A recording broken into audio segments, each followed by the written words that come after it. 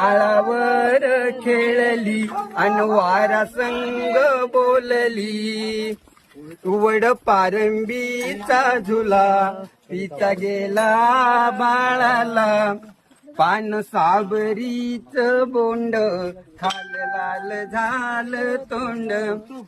आहो हसता हसता मऊ गवताव लोळली. डोंगराव भाळली पोर डोंगराव भाळली.